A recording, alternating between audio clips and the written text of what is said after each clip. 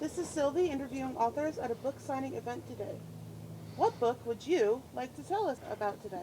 Well, since it's the beginning of summer, I thought maybe one of these in my Inspector Calamari mystery series. This particular one is a little different from the others in that the Inspector Calamari and his sidekick Sergeant Angel Treadwell are investigating a cold case, meaning the victim was killed 20 or 30 years prior to their investigation. And the reason they're doing that is because Calamari's friend, who owns a vacation spot at the shore, said he had a ghost that was haunting his house and was annoying all his vacationers. He thought, well, perhaps if they solved the case, perhaps the ghost would go away and he could have improved business at his vacation site. You seem to be a man of experience. How did you get into writing? After leaving Bell Labs, this was my first adventure into novel writing. It was science fiction, and I spent a lot of time with it and got the hang of how to write books.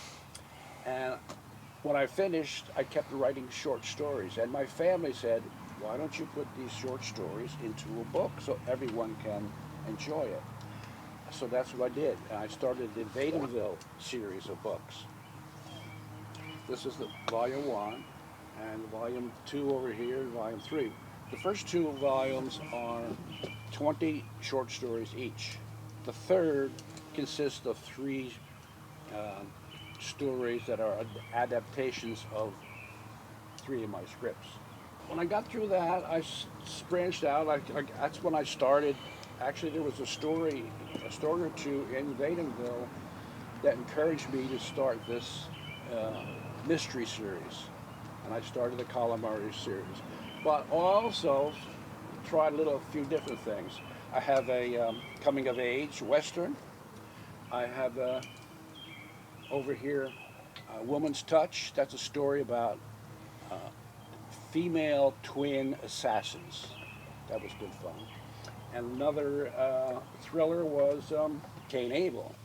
It's about mystery in the White House of the first unelected president. That brings me to one of my latest ones, Cook Street Boys. I thought this was in my daughter says, "Oh, you have these stories from when you were young. Why don't you put them in a book?" I thought, nobody's interested. Well, she pressed me, and I put the stories in, and it's for some reason I thought, well, this is strange. It's very well received. It involves it's 12 chapters, each a month of the year, and it tells people about what the teens did in the 1950s in the small town Somerville, New Jersey. And it's based on actual events, many from myself or one of my brothers. There are five of us in the family. And of course, neighbors and friends. And it was a time, we just had fun without having to think about computers and cell phones and stuff like that. But I've been very blessed with a very talented family. They've helped me edit these books. They pushed me to publish them. My granddaughter and my daughter are authors and great editors, which helped me get through all these. But perhaps you should speak to my daughter directly, Carol, over here. So, who is June Sees? June Sees is my children's book author identity. And, I've always wanted to write since I could learn to read.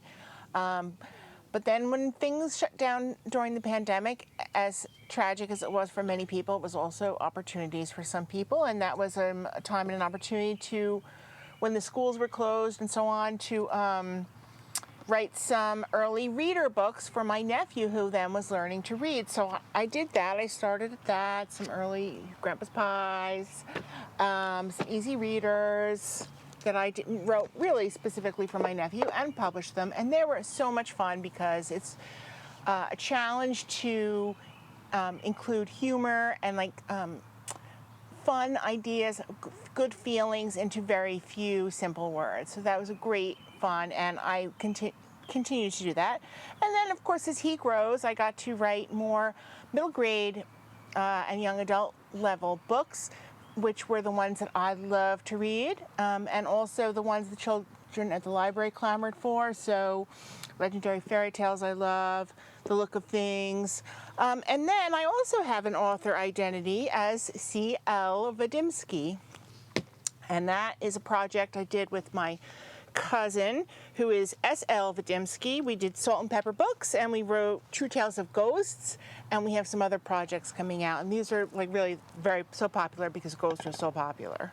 Oh, I also, as C.L. Vadimsky, I also write short stories. So you will find my short stories in anthologies in different genres. For example, one of them was Tales from the Monoverse. I'm in here. My story Gray Area is in this Last Waltz anthology. What's a book of yours you really like? I love the True Tales of Ghosts because they're from friends and family. I think like a parent, authors love all their books, right? I do love all my books. Legendary Fairy Tales, really, I have to say, is one of my favorites because I just go into this mystical place when I'm reading the tales. They're such wonderful stories and characters and language. And they also sound great on audiobook.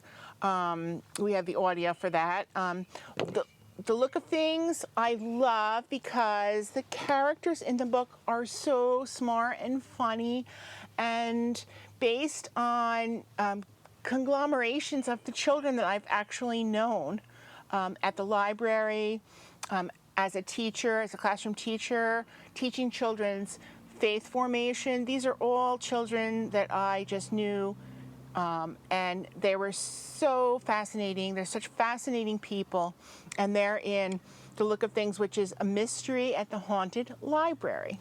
Speaking of magic, Sylvie Vadimsky wrote The Good Queen's Daughter, and she's my daughter and Richard Vadum's granddaughter. And that is a very magical book, an Arthurian legend fantasy about Queen Guinevere's daughter and Merlin's daughter on a quest together.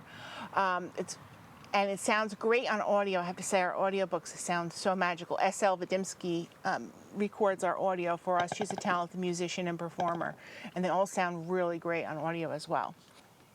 Nice table. Do you do these often?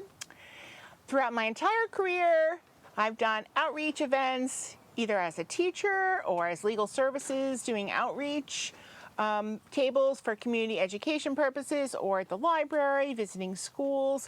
And I love getting out here. It's so nice to get out here today. If you want to know more about us, please visit our websites.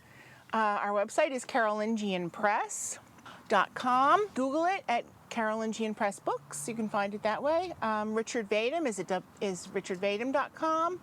And would you like a sticker? And here are your books. Thank you for your purchase today. We'll be back often on our YouTube channel adding read-alouds of our stories and books soon.